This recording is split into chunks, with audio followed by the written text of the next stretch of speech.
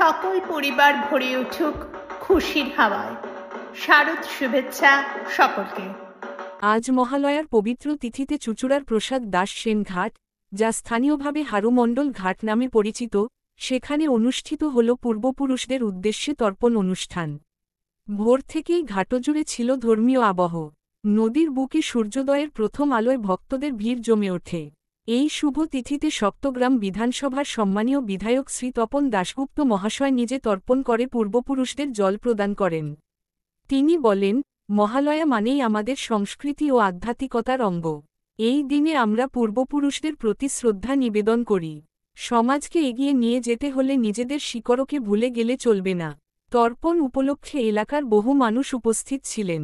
ধর্মপ্রাণ ভক্তরা কাশফুল, কলা পাতা ও বিভিন্ন পূজার সামগ্রী নিয়ে নদীর ধারে আসেন। সবার কণ্ঠে ভেসে আসে জয় মা দুর্গা ধ্বনি। স্থানীয়দের মতে, মহালয়ার দিনে তর্পণ শুধু আচার নয়, এটি এক ধরনের সামাজিক মিলনমেলা। প্রজন্মের পর প্রজন্ম ধরে মানুষ এখানে এসে নিজেদের পূর্বপুরুষের প্রতি কৃতজ্ঞতা প্রকাশ করেন।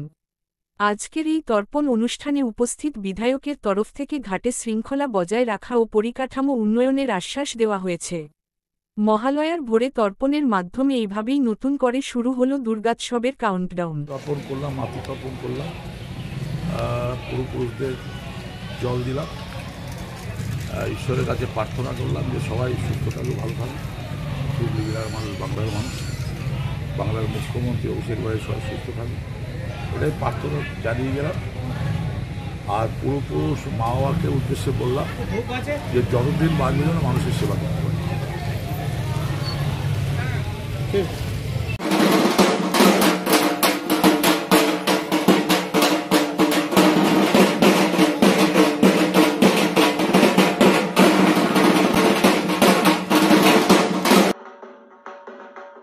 আপনার দুঃখ কষ্ট চিন্তা দূর করতে মা দুর্গা আসছেন।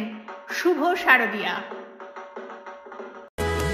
দুর্গে দুর্গে দুর্গতি নাশিনী।